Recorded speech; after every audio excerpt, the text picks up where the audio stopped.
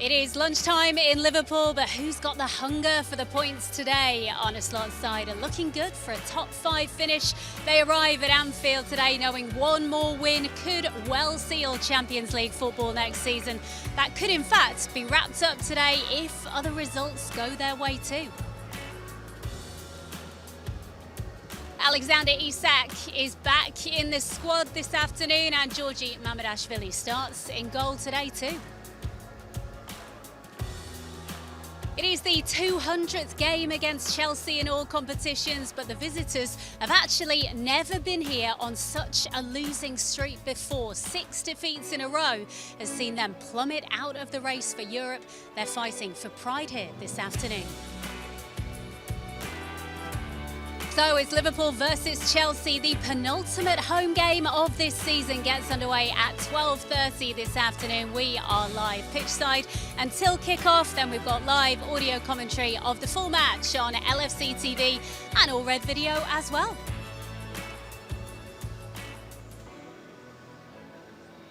Yeah, welcome along. Ray Houghton and Jason McAteer are alongside me. We will get their thoughts on this one right after Peter McDowell brings you all the details of the Liverpool starting 11. Peter.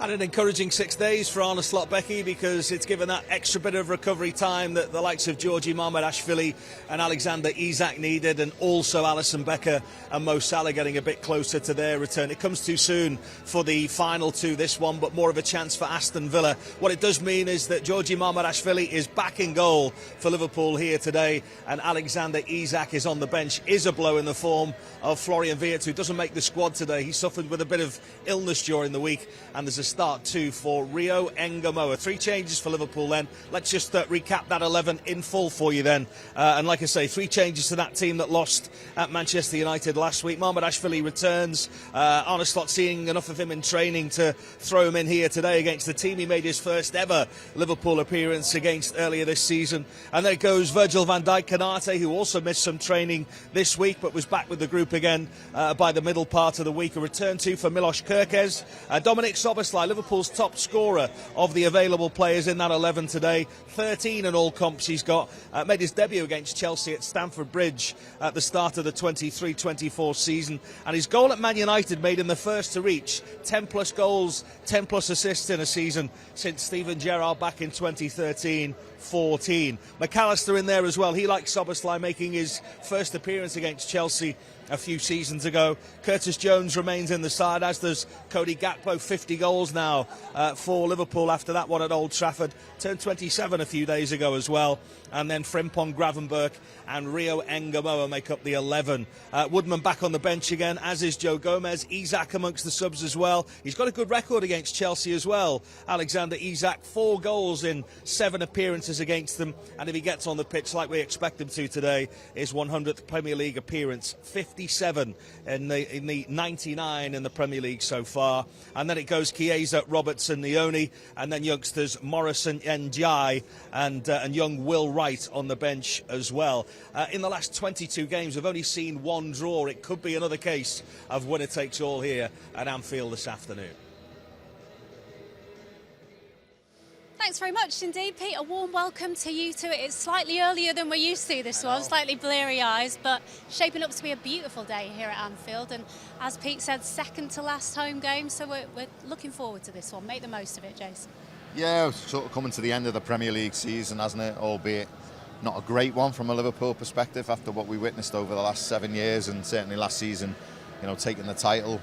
But yeah, we'll wrap it up with 3 games to go, and then we're into the World Cup, aren't we? Football just doesn't seem to stop, and then pre-season tour will take place, and then we're back into it, aren't we, in August? So yeah, it's looking forward to getting this season over and done with, to be honest.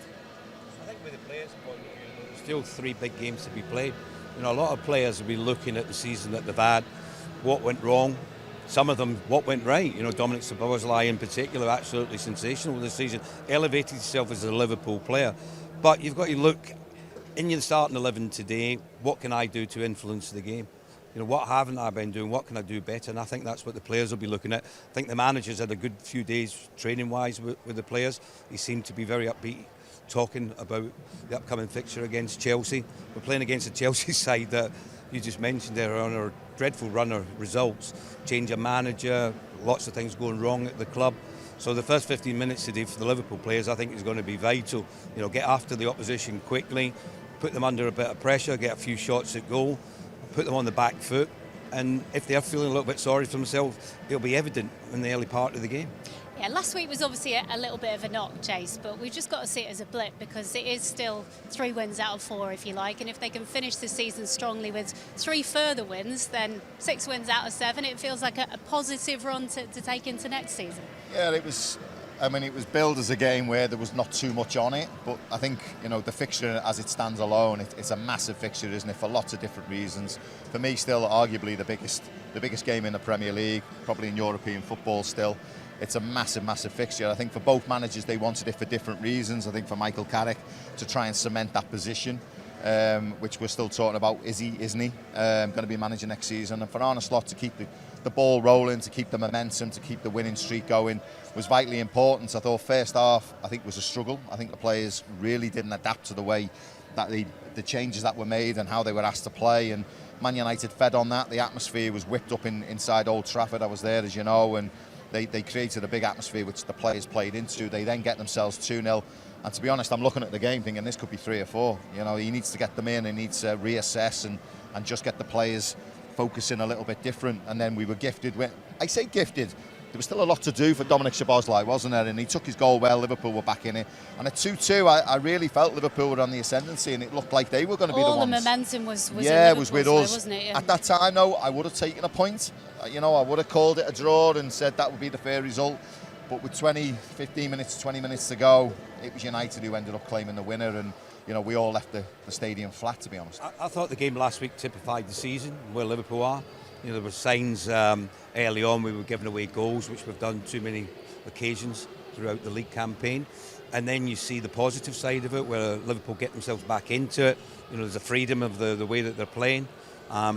Get it back to 2-2 and you're thinking, go on then, you can go and win the game, and then you end up losing it. Now I can go back to Crystal Palace away, Chelsea away, today's opponents, where Liverpool were the second best in the first half, better team in the second half, get it back on level terms, look like they might go and win it, and then they give away a needless goal. And I remember the Chelsea players, I remember the Chelsea staff all running on the pitch. I thought they won the league that day, the way they celebrated. I couldn't believe what I was watching. This early on in the season. But that's how much it meant to Chelsea that particular time. Now, Liverpool, as I say, that just epitomised what happened last week, how Liverpool's season's been. Nearly.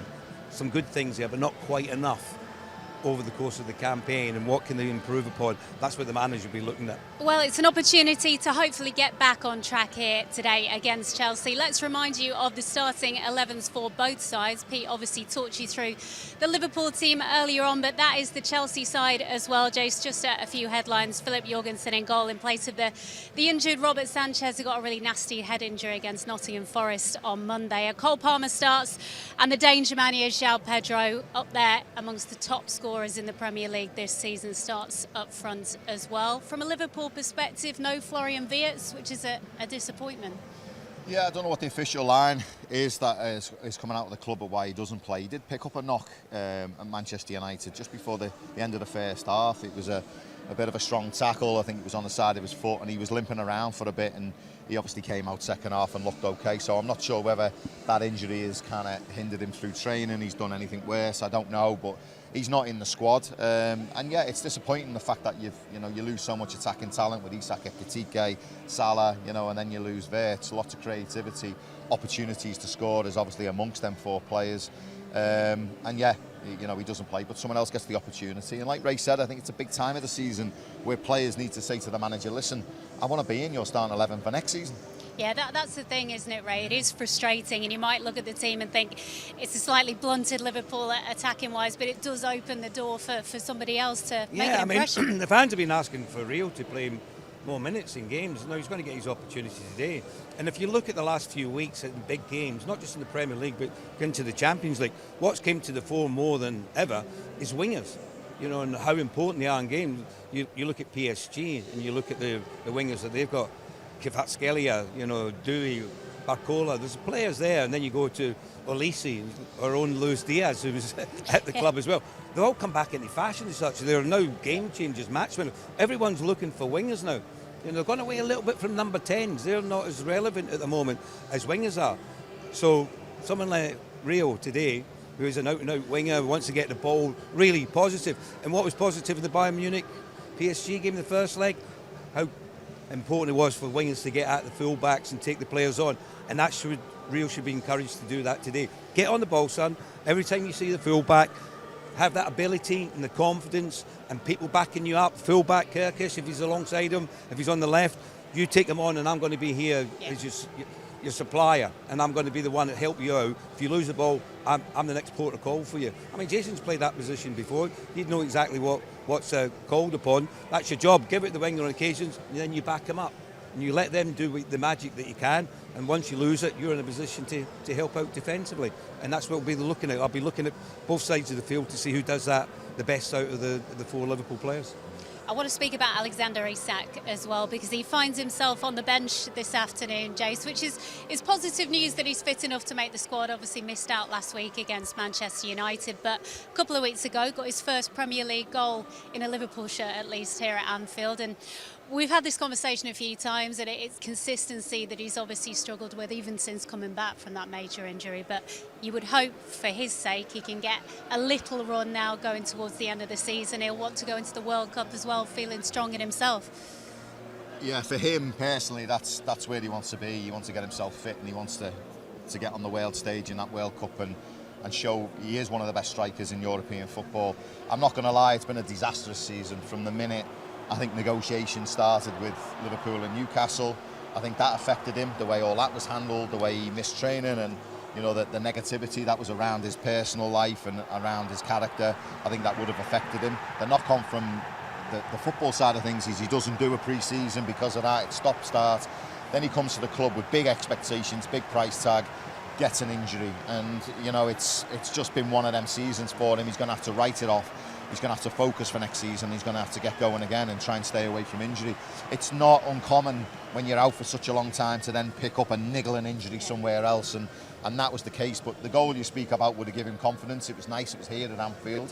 It was an opportunist goal. He takes his touch, it sits up, and then he smashes it into the ground and it goes in. But he gets his goal, and then he picks up another injury, doesn't he? So, yeah, it's been disappointing for him, and hopefully he can just get himself in the team and get himself going now. He might be one of the ones that needs the World Cup. There's a lot of players that don't need it in many respects. They'll love it because they're representing the country, and we've both done that. It's a fantastic experience to go and play in the biggest tournament in world football, which is the World Cup itself. But there's some players that need it and some that probably don't. They might need the rest and just have 6 weeks without any football and then come back revitalised for the season ahead.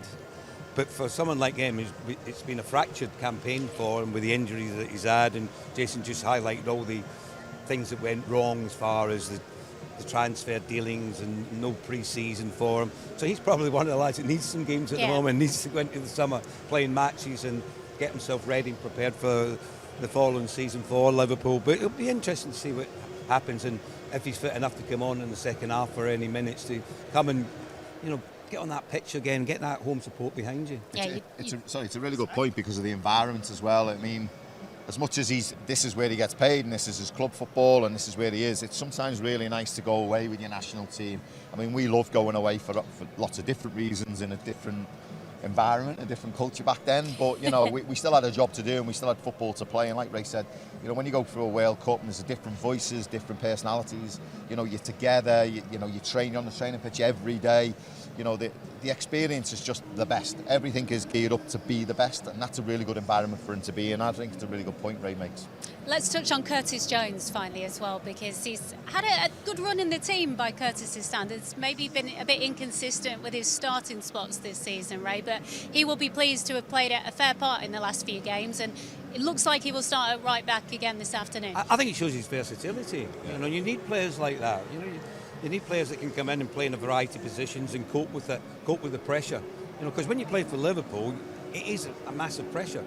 Particularly in home matches as well, because the fans there's an expectation to go out there and play really open, attractive football, create and score goals. But I say with Curtis, look, every game he goes into, I think he gives 100%, and that's all you can ask of a player.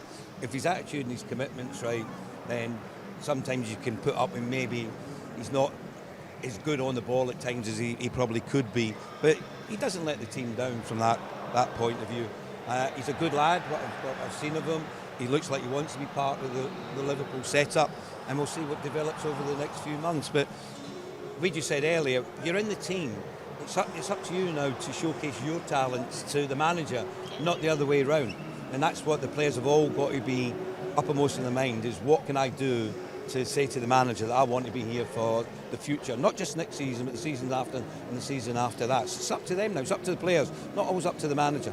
He got a lovely assist for Robbo a couple of weeks ago here against Crystal Palace. And in terms of just his involvement, you know, he sees a lot of the ball, doesn't he? It always, as Ray says, he's in there a lot. He's right in the thick of it. He's obviously had to adapt his game to, you know, to fill that right back role, because we've had so many problems. I thought he was man of the match against Palace. I thought he did really well last week as well. You know, when you're a midfielder, I was a centre midfielder that ended up going out onto the right, albeit a wing back position, but I did play full back. You know, your skill set that you have for midfield does come into play at right back. When you're in tough, tight areas, you can get out of it. You can read the game because you have to. Okay, you're limited with what you can do because you're out on the right. But he seems to have adapted really, really well to that position. But I think naturally he's drawn into that midfield, which actually gives us an overload at times, you know, which can be good. You know, when a team's got more players in that midfield area, sometimes you can get overrun. From that right back position, he does drift inside and he does create things, he does get on the ball. Curtis is one of them where he always wants it, and I like that in him. He always wants the ball, and you know, the great players that we've had at Liverpool, like Ray, and they always want the ball in any area, whether there's men width up behind them, alongside them, they'll get it, they'll pop it off, and he's very good at that. He's been actually one of the standout players over the last 2 or 3 games, and I'm sure he's enjoying himself just being in the team. OK, Curtis starts this afternoon. Let's hear from one of his best mates in the squad now. Cody Gakpo was back in the goals last weekend, and he's pretty upbeat about the side's recent form. Yeah, I think if you look at the whole season, then this period, obviously, when we win 3 out of 4 is quite positive. But I think we're all aware of the standards that has been set in the past at this club, that it has to be better in general. But yeah, if you look at this period, then 3 wins out of 4 is good. Let's speak about you, because on a personal level, it was a milestone last week. You hit your 50th goal for Liverpool. You're only the second Dutchman to ever do that after Dirk Kuyt. Did you not know that? I knew that he had 70-something goals. But I didn't well, you might reach his. You never know. Hopefully, There's yeah. a little bit of a way to go. But just in terms of that milestone you've hit, that must feel really satisfying and probably makes you quite reflective on your time as a whole at the club as well. Yeah, I think, like you said, it's a milestone. I think something to be proud of. But yeah, I think as a player, you always look at the season, you know, how it went personally, but also as a team, and then that's mostly the focus where it is now. And obviously, we still have to fight for Champions League, which is like almost there, but. So the focus is more on there, and then hopefully after the season I will reflect on that as well. Yeah, on a personal level, I suppose it's been quite a productive April, because you got that goal and a couple of assists as well, so you're shaping up for a really strong finish, of course, for Liverpool, but you will be thinking about the World Cup and going into that in form as well. Yeah, hopefully, yes. I think we have 3 more games now to go, and then we're gonna prepare ourselves for the World Cup. So hopefully it's gonna be a good end of season. Let's speak about Chelsea this weekend, because there's no denying they're in a really tough run of form, aren't they? Yeah. I mean, I suppose the thing about that is at some point it has to turn around, and you just have to make sure that isn't against you guys. Guarding against complacency is the big one, isn't it? Yeah, no, true. I think they are in a tough place at the moment, but like you said, at one point it have to turn around, but hopefully it's not against us. But yeah, we also cannot deny that they have a good team. They have great players, so we shouldn't at all underestimate them for the quality they have, for the team they've been and always showed against us, because it's always a tough game. So yeah, we have to be ready. You mentioned as well how close you are to securing Champions League football. You could do it this weekend, of course, depending on other results, but I imagine the message is very much it's not done until it's done, and your focus is just laser on that until it's completed. Yeah, I think that's the most important now, just to get it over the line, to to win our own games, and depending on the results of other teams, then it could be this weekend. So hopefully we get it done rather sooner than later. But it's just the biggest aim at the moment. Yeah. Lovely to speak with Cody Gakpo yesterday. Needed that goal last weekend, James. Prior to that, had been 12 games without scoring. But he's clearly someone the boss rates very highly. It's rare you've seen a Liverpool side this season without Cody Gakpo in it. Use the word rates. I think the word I would use would be trust. Yeah. I think he trusts him. Very dependable, yeah. Yeah, he trusts him. He's such a nice character around the dressing room. But it's interesting there, the word of the week I feel has been, well, the buzzword of the week has been standards, hasn't it? It's made the press, from players' interviews, from the manager's interview yesterday, your interview there, he started with his first sentence was the standards are set. So they are being questioned for lots of different reasons. When Liverpool don't win here, the scrutiny on the performance, on their lifestyles, on what they do, why the result didn't go well is enormous. And, it sort of goes with the territory of the football club being the biggest in the world. But sometimes it's unjustified, the criticism that they get. I mean, why can't they go away for 2 days and just have a break away from everything that's going on and the noise around the place? Let them be humans for 48 hours. People forget they are human People beings. forget And they need that break, and they need that break away from the noise and away from normality. Let them go away and do things. I've got no problem with it at all. I would never question their heart and desire as footballers. Would I question the formation or the tactics? Yeah, of course we do. We do question that. Would I question sometimes it just doesn't go right, but then what they do? Yeah, of course you do. That's why we're pundits, and that's what we do, and we get paid to do that. But I'd never question the desire and their honesty. Yeah. And I think with him, with Cody Gakpo, he's one of the ones who is honest, and he does put a shift in, and he does do a lot of hard work off the ball, and he's dependent, and he is trustworthy to the manager. And I think that's why the likes of Rio Wengamoa doesn't play as much, because that's his position, but the manager trusts Cody Gakpo a lot more. So what I would like to see from Cody, though, is I think you either follow a trend, or you follow, or you lead. And I think he now, with the likes of Mo Salah leaving, Robertson leaving, he's now got to become a leader. Yeah. He's got to step up to the challenge now and the questions that are being asked of the football club. And that involves standards, and that means setting them yourself. And you can sit there and take the standards off Virgil van Dijk, or you could take it off another player that's older than you or you have respect for. But sometimes you've got to step into that arena and go, I'm going to set the standards now. And I'd like to see Cody do that. He's taken unfair criticism at times from the crowd and from the media and stuff.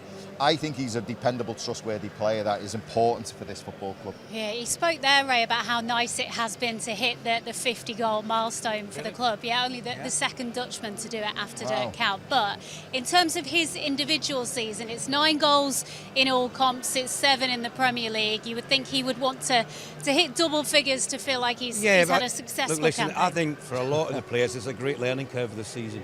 After the adulation of last season of winning the league, then this season doesn't go the way that you anticipate, and then you get the reaction of some supporters that have been quite negative towards certain players, and it's how you come through it. That's what makes you a player, because you're not going to have season after season where you're winning everything. There's going to be occasions where you get injuries, your form's a bit off, people start questioning you, you're the real player that's been here before, and then you've got to come through it, and this lad's come through it. And it's lovely to see him scoring last week against Man United. It was lovely to see him setting up more for the goal against Everton. And people tend to forget about that. It's all about how many goals did you score. And you forget about the assists. Yeah. And assists isn't always the final ball. You might have set up a great move, which led to someone just a little 3-yard pass, and someone taps it in. And it's a 3-yard pass that gets the assist. Yeah. Not the brilliant ball that might have started it originally, which I never get. I've never understood that, and I don't agree with it a lot of the time. But I just think the lad's come through a really tough time. It was lovely to see his interview with you there. He looked relaxed, he looked like assured, he looked like his confidence was back, and it's great to see. And that's what, if you're a player, when you come through tough times, is to come through with a smile on your face, prepared and ready for whatever's going to come your way. Because you know one thing now, you can cope with it. Because if you can cope with this season, you can cope with anything. Because there's a lot that's gone wrong after what's happened, as I said, last season, how well that they played and everything that was great. This season hasn't been quite as good. But when you come through it, you learn about you individually and how you can handle adversity, and he's done it well. Yeah, in terms of his goal return, James, it's not been for the want of trying, because he's had an awful lot of shots we can show you here this season. Only Erling Haaland has had more shots in the Premier League than Cody Gakpo. What does that stat tell us? Maybe the endeavour is there, but 1 or 2 times he's made the wrong decision in a key moment? Yeah, I think with Cody out on the left being a right-footed player, it's very easy to come inside, and sometimes that yard can open up and you can be enticed to take the shot where maybe something else is better on. And there was a point in the season where people were kind of suggesting maybe he's a one-trick pony where he comes in, pulls the trigger. I think over the last probably 4 or 5 weeks he's adapted. I don't know whether he's been listening to the noise, whether he's been listening to it, but he's kind of changed and he is getting his head up a little bit more. Listen, is that goal return you just said there, I put a smile on my face because there's probably 14 or 15 teams in the Premier who would take that goal return and that assist return and have it in their own team. We look at it and go, that's not very, but it is actually really good. You look at Chelsea, João Pedro's on 15 and it's Cole Palmer on 9. Yeah. And Cole Palmer's a bit of a superstar at Chelsea and they love him, but Cody's posting the same numbers, and yet we're questioning him. We're questioning why he hasn't scored more. So it's just, the standards that are set here, aren't they? And if you don't live up to that expectation, you get criticised. Two things come out of the stats. One, he's got 7 goals from 83 attempts at goal. That could improve, that number. But do you know what I like about the 83? He's not afraid to shoot. He's that's the stat you want. That's the stat you should be looking for, is he doesn't pass up responsibility. I know a lot of players will get in the position, he gets in there, they'll go, I'm not going to shoot because I might miss the target. I don't want the crowd on my back. He's not afraid to do that. So I admire players like that. I like players like that. I want my wide players to come in and have a shot at goal because it's the right thing to do at the right time. And that's the numbers that are there. He'll improve the goal return. That'll get better the more he practices and the more attempts that he has. But I admire him for that. I like players who've got that confidence in their own ability to take on the shot itself.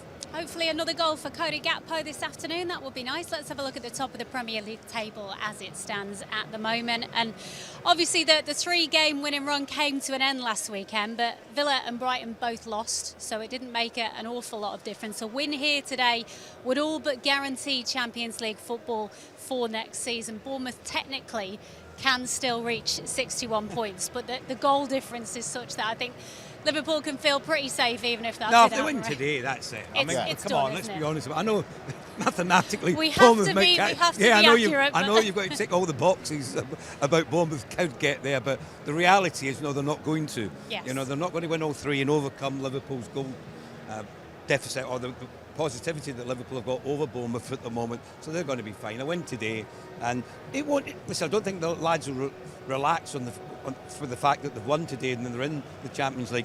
As we said, they want to finish the season off at a high for Liverpool, and also they want to take some good form internationally into the World Cup as well. I think there's a real importance on today's game. I think 3 points is a must, and the reason being, you lose and Bournemouth win, it goes to 3 points. Well, with 2 games to go, you don't really want to be playing. You don't want to be playing Russian roulette there, do you? You want to get the job done today, and it's a really good opportunity with this team, Chelsea team, that's really struggling. Hopefully we can get the job done this afternoon. Let's head up to the gantry where Steve Hunter is in position for today's audio commentary, and I'm sure you're looking forward to this one, Steve. As always, Becky, good afternoon, everybody. Welcome to Anfield. The sun is shining. It's nice. There's a bit of a torrential downpour as we arrived early here to this one today. As the boys were just saying there, just got to get this over the line now, haven't we? Here, Chelsea come in, not in great form, not in great confidence. We have to take advantage of that, don't we? 3 games to go. We've still got to play Aston Villa away next weekend before we say what will be a very, very emotional farewell to the Egyptian king Mo Salah and Andy Robbo in the final game against Brentford. Right then, going to have a bit of fun now. Going to pick my top 3 goals I've seen for Liverpool against Chelsea. And we're going to start with this one. Tomorrow is 40 years, 40 would you believe, since Kenny Dalglish led Liverpool to the League and FA Cup double. The league was won first. King Kenny getting the goal at Stamford Bridge against Chelsea. Absolutely magnificent moment. It was absolutely brilliant. We're going to go on as well to Luis Garcia as well against Chelsea. 2005, Mourinho, Lampard, Terry. They had the lot, didn't they, Chelsea? But we had Luis Garcia. Was it over the line? Of course it was. We know it was. And we know what happened next with the glory that was Istanbul.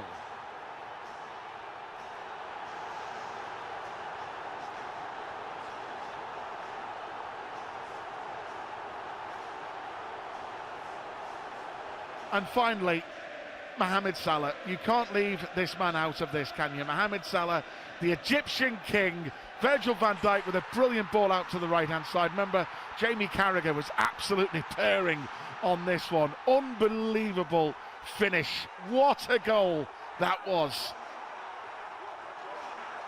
Absolutely magnificent. We were going for the title then that season, weren't we? And the iconic celebration too. Fantastic memories. Hope you enjoyed that as much as I did, reliving some great memories. Can you believe tomorrow, 40 years since the double? King Kenny, unbelievable. He's going to be here today as well. What a season that was. So many unsung heroes. The goals of Ian Rush. Unsung heroes. Paul Walsh got 18 goals that season, you know. Kevin MacDonald as well. Jockey Hansen, the captain. What a team. Great memories. Becky, it's back to you. Oh, we enjoyed those. Thanks, Stuart. Agree with those choices? He's a eating a pineapple sweet. Well, Pete, Highly unprofessional to well, be. Steve usually talks about 10 minutes. I thought I'd have a pineapple chunk there. That is true, to be fair. You swallowed that pineapple chunk, and should I go to Ray? I'm all right now. It's okay. I'm ready. What do you want to know? Well, I want to have a look at some of your involvements against Chelsea. We're going to see Ray's in a moment, but let's have a look at you. Be the word, yes. not goals. Let's have a look at this. This was a great wing play. Assist, 1996. Great wing play. Look at that. Overlap. Draw him in. Look at this, Razor. Touch. Dink. Fowler. Look at that. Brilliant cross. Brilliant cross. Christian vocation there in commentary. I learned everything from Ray Houghton. I just want to put that on record there. Everything you shouldn't Razor, do. look at this. Great little first touch. Head up. Dink. Fowler. Oh, quality ball in. There you go. A bit of slow-mo. Yeah. Look at that. Beautiful. That's known in the trade as a what, Razor? A buffet ball. Yes. Buffet Help ball. yourself. Well, Ray can go one better because Ray, you did get a goal against Chelsea. This was 7 years earlier, Look at that. 1989. Black this and white. one. They've had to put the colour in there, look. Sure. I think 2 or 3 of us chipped the goalie this day. Look at that, Rushy. Dave Besson was in goal. Oh, Razor, lots to do. Lots to do because you're thinking, aren't you? One of them, I just waited and said, just lie down for a minute, Dave. I'm just going to chip it over you. Look at I think Steve McMahon done that as well. The two of us done it in the same day. pitch as well, the pitch. The pitch was dreadful. Terrible. Not good. I mean, it's like a bowling green, isn't it, these days? They don't know they're born playing on a surface like I this. just want to hit golf balls off that now. That's like Augusta. Now, 12:30 kickoffs, probably not something that you had to deal with, I don't think. Did you have too many of them? How Loads of many? them. Well, I can't tell off the top of my I head. feel like I didn't realise you'd have that many of them to deal with. No, we had loads, yeah. Obviously, because TV, I mean, there was live TV when There I was was playing TV back Rebecca. The reason I didn't like a 12:30 kickoff, certainly away from home as well, is because you're eating chicken and pasta at 8 o'clock in the morning. Yeah, the It's nutrition like- side of things. Yeah, and I always worried if you don't get your night's sleep because you're up early, you're always in a bit of trouble as well. It's like there's loads more to think about with a 12:30. I don't think players like 12:30. I really don't. No, because it messes you up with your preparation, you know. And I think that's usually important. You normally like to get up at a certain time. You like to have your breakfast. You know, you like to relax. Might go for a walk before the game. Can't do that. It just changes because of the early kick-off. I mean, the only times I really played in it was when I played in the UEFA Cup. So you play on a Thursday night or a Wednesday night, and then you'd end up playing on a Saturday. I remember playing on Saturday at 12:30 after we beat Inter Milan 1-0. And I'll tell you, I found it really hard to get your legs going into the game. So for the players, it can be very difficult. Just a big change of routine, isn't it? You tell me, you walked in today into the I media knew this room, was you were coming. like, whoa, like all over the place. Your hair was knocked out, you was like, what am I doing? That's an exaggeration. Well, you know what Oh, I mean. you made me sound like a scarecrow when I walked into the... I was a little bit You more always look presentable. beautiful, but Thank you. still. He saved himself But there. still, you have to get up early though, right? Right, shush. You just shush. Right. Time for viewers on social media to leave us now, but our Matchday Live build-up will continue here on LFC TV after this break. If you're watching this and you're not yet a subscriber, then you can find details right now on how to sign up online at liverpoolfc.com/watch. Coming up in the rest of our pre-match show, we will hear from Arne Slot. He's on his way very, very shortly. The boss from kickoff, Steve and Neil Mellor will guide you through the action with our live audio commentary service. Then after full time, we are back here pitchside reflecting on the game. Then the post-match show, will also be available to listen to in the reaction. You can find that on the club's official podcast platform. You can watch the full game on LFC TV. That will be on air from 6 o'clock on Sunday. And then Neil Mellor will have his in-depth analysis of the game on Monday night. That's at 6 p.m. on LFC TV and All Red Video.